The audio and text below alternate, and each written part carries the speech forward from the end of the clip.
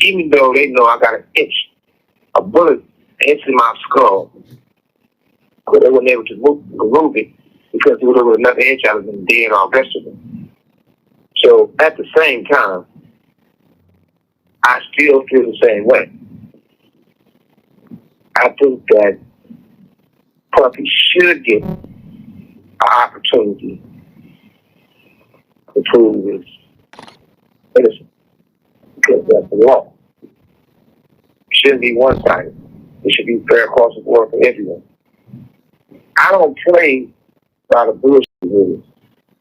And I'm not here to have somebody who come behind me, the younger generation, to fall in the same trap that we all fell in. I do understand the politics of it. I do understand that if we don't start caring about ourselves, why should anybody else care about it? And this call and your telephone number will be monitored and recorded. the United States is not really about racism anymore. It's about rich and poor. The poor are going to get poor, and the rich are going to get richer. So we need opportunities for more jobs to give these younger people in the inner cities a chance to live. You know, it's always going to be some type of racism. You have black people, racism gives a light-skinned black person, or a fat person, or a skinny person. There's some type of racism. It's people that will tell attorneys, me and Mr. Knight is from different neighborhoods. Don't help him, even if he's innocent. And they know I'm innocent, they'd rather see me locked away. These the same people who look like me, who raised in confidence like me. Their parents chose to live on their side of town in Compton, and I'm living, born and raised on my east side of Compton. But still today, they're going to see me fall before they help me. They'd rather help a person who's racist against them. So everything is in our heads. But we definitely got to put it on the table and make it truthfully to help everybody. Suge, when that bullet hit your skull, were you unconscious at that point, or were you aware of what was going on? Yeah, I was conscious because I was able to see what happened, hear what happened, and I know what happened. So I was definitely conscious.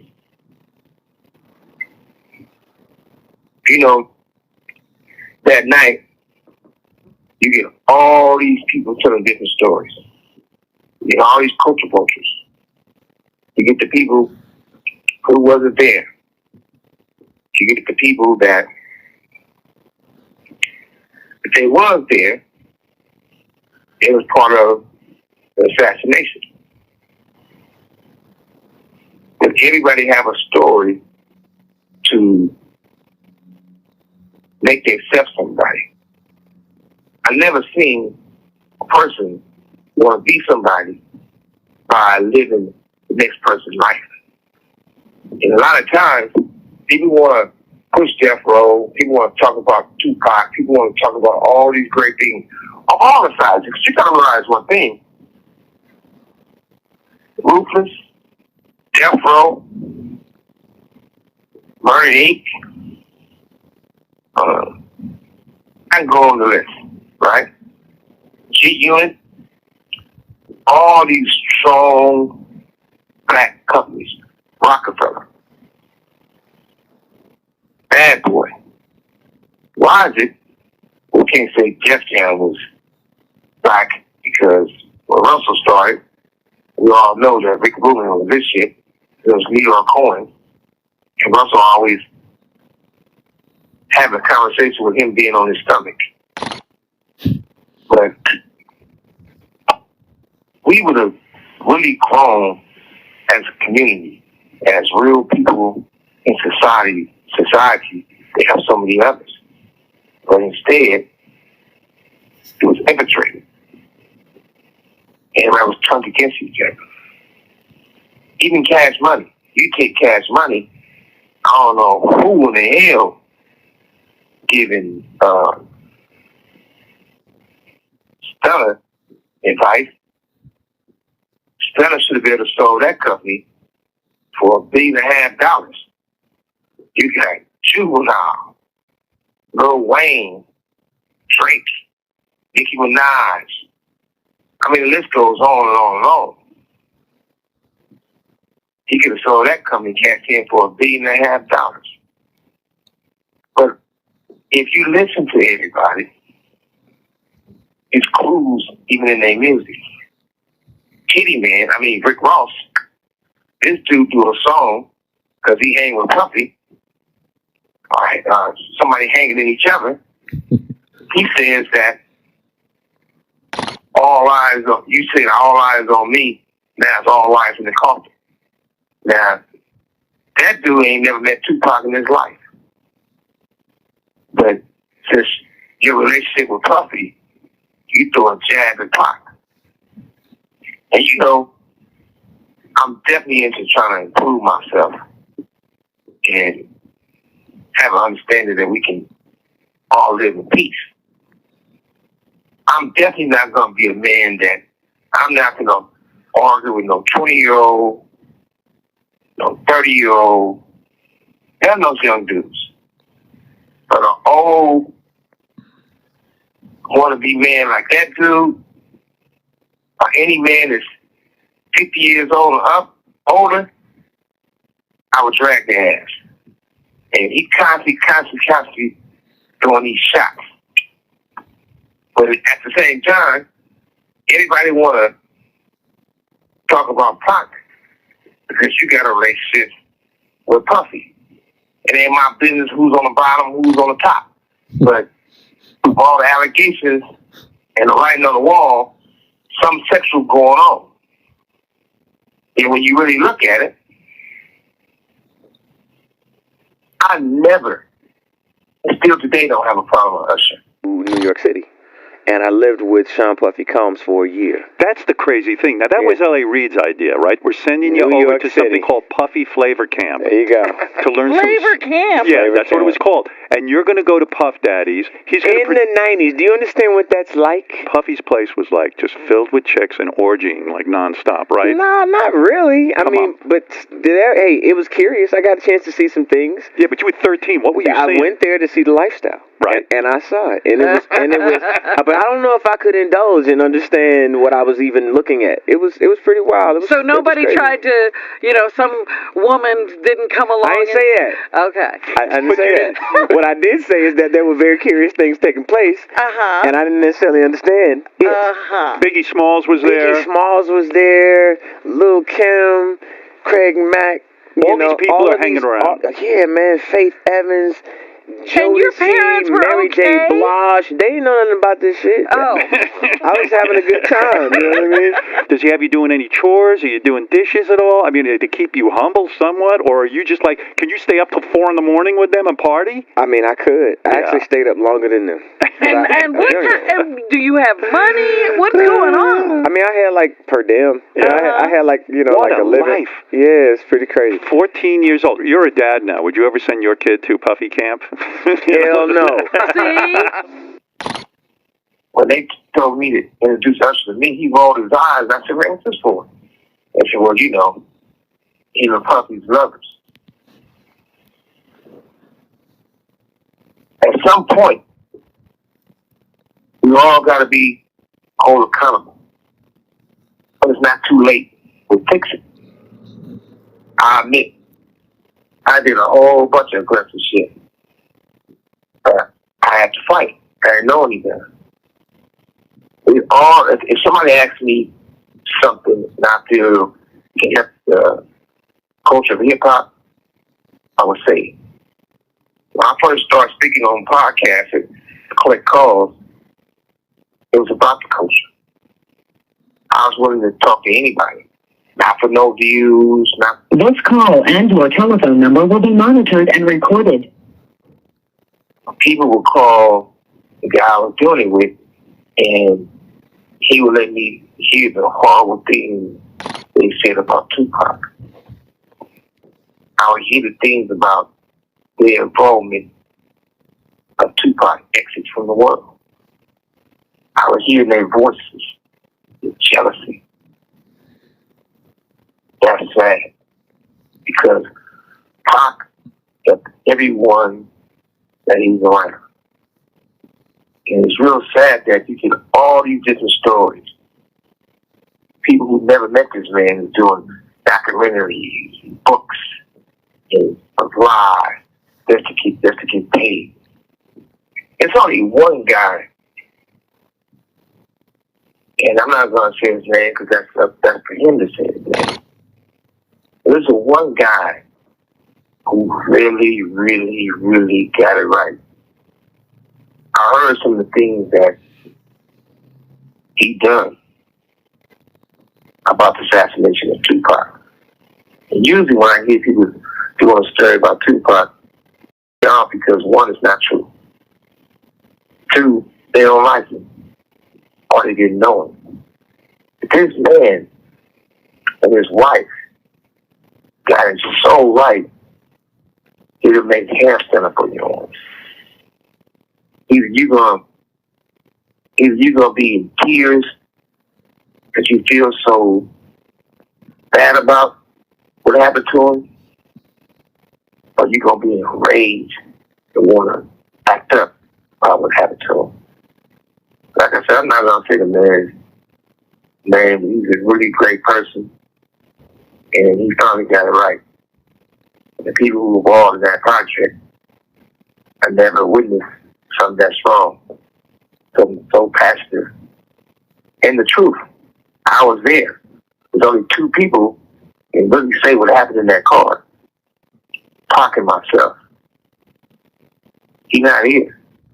So it's me, and I know the truth. So, Jaguar Wright said that Jay-Z and Beyonce are monsters. What do you think she meant by that? You have 60 seconds remaining. Well, first of all, me personally, I don't believe in just talking around other feet. I know that, and I'm going to get to the straight point, because I'm not scared of nobody. The facts is facts. What I will say is that when you really look at it, I know Beyonce comes from a great woman. And I can't judge a person what they do in the future, but I know anytime I ever seen her, she was a bubbly young lady, and she worked hard.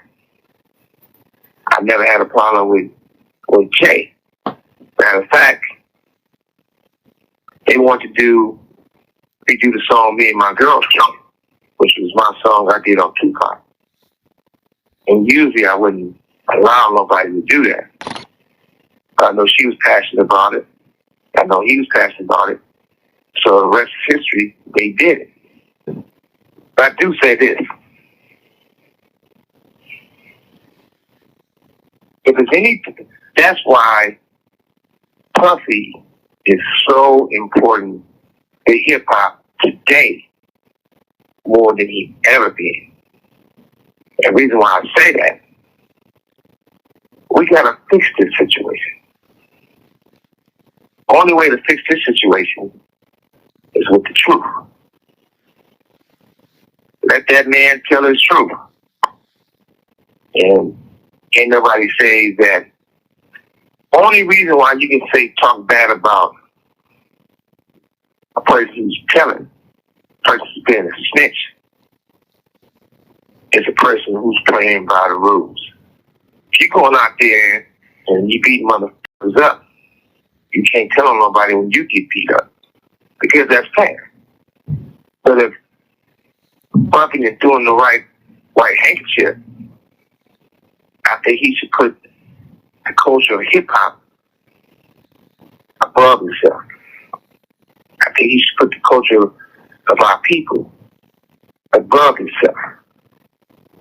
I think the government should allow him to help and do a healing process of all the people that have been misused. I don't think that Jimmy Iovine should walk away untouched. I don't think that Clyde Davis should walk away untouched. Russell Simmons, well, Quincy Jones took the easy way out. Even though the walls are closed in, so he exit. But even if you look at Clarence Avant, Clarence Avant was the biggest enemy for black people than anyone. And he was there in those meetings when they know all the drugs and the men that could not be a man and become sexual active to another man because he writing a check. This call and your telephone number will be monitored and recorded. I know this. Suge Knight ain't never been in none of those parties. But everyone has. All the ones who have participated. Puppy, look here. You've been doing a lot of telling on a lot of years. But that's neither here or there. Set the record straight. Let's do some healing. And if there's anything that needs to be said, who knows? It's come from the parties, come from the private vacations together, come from those type of people's family ties. What do you think? What do you think about R. Kelly's situation and the history of Aaliyah? Well, when you really look at it, you got to look at it like this about the R. Kelly situation. Once again, you got to look at the fact that there's no excuses, but look at the fact that R. Kelly was getting molested and all the things he went through. Well, what the crazy thing about all this is this: you just gotta look at what it is. They committed fraud against me because nobody never served me. My lawyers never went to court. They got a default judgment against me. And the same people who both have been helping me, which was Jimmy and Interscope, ended up with my catalog in my company. That's the biggest racist situation you'll ever see in life.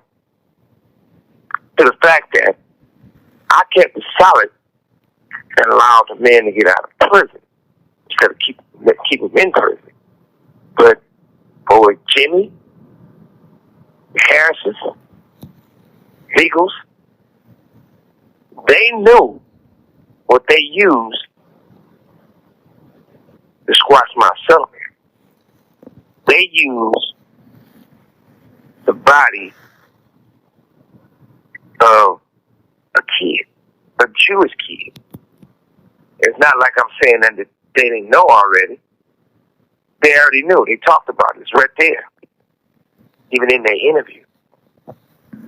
They swept up under the rug because they wanted death row that bad. If somebody something you want that bad, and they wouldn't look away from the kid was murdered. They used to doing some RICO shit, get away with it. That's sad. Reason why I feel bad for Puffy is because the minute they couldn't use Puffy anymore, they threw him away. They put him basically in a trash can. And all the people that hung with him, and a lot of people he helped, have walked away from that man.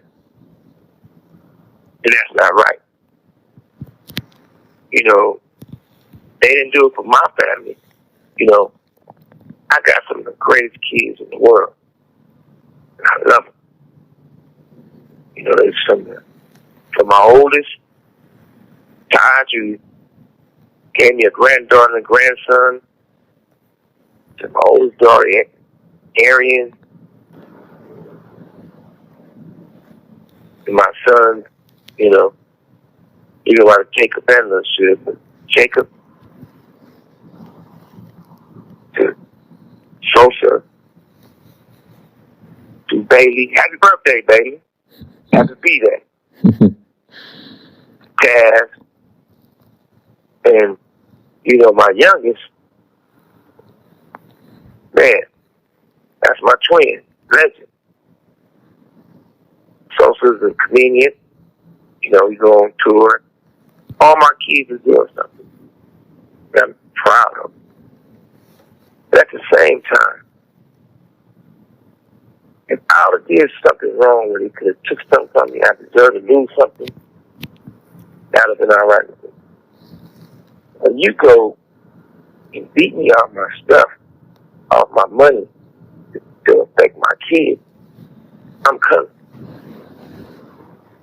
And not one person I helped tried to help my kids. No, you got the Cat Williams, that's the homie. Cat's a stand up dude. But none of the rest of them, right? And I say this to say that. Me and Puppy is don't get misunderstood. Him and I is not friends. He's not my enemy. When I'm home, I'm not saying they need help. This call and your telephone number will be monitored and recorded. But I would do the honorable thing and look out for his kids. There won't nobody to bring harm to his kids, not on my watch. That's what a real man does. And I got respect for my family because they stay strong to all this. And it's times where in prison, you know, it's so cold at night that I gotta wear a beanie, you know, socks and sweatsuits because I'm freezing. If it's raining, my head getting wet because it kills me. And I don't have anything to take the cheat off. I just gotta be strong and walk through it. And some people still want to bring negativity and negative phone calls when you talk to people with bullshit. But not my family. And it's come to a point where while we gotta cheer every time somebody falls or somebody dies, why we cannot get together? Why we can't say, you know, I look at it like this. There's no person strong enough, I have that much control over me to be my enemy. I might not consider you a friend, but you're not powerful enough to be my enemy. And I feel I will put society and the culture of hip-hop before myself. So I really don't like the fact that Puffy got to be dragged through the mud, even though apparently he did some work. I know it, he know it, everybody else know it. But what's the reason why you call him out now? And he's not the only one. Until you hear the explanation. You can start a rumor on a guy like me or a celebrity just like that. All you have to do is push a button on your phone and say, so-and-so did this to me. R. Kelly did this to me. And if you get any traction from that, if you're able to write a book from that, if you're able to get a reality show, then any girl that I had a relationship in the past that it just didn't work out, she can come and say the same exact thing. Are you blaming this on social media? I'm talking about the power of social media. In 2008, R. Kelly was found not guilty on 14 counts of child pornography after prosecutors in Chicago failed to convince a jury that he was a man seen in a sex tape with a girl as young as 13. What do you want to say to your fans? Last month, Kelly was indicted again, this time charged with aggravated criminal sexual abuse of 4 women, including 3 who the charges say were minors at the time. So, R. Kelly, he did some things that he shouldn't have done. He served his time. But he's not doing his thing. I think Tory Lanez is one of the most incredible artists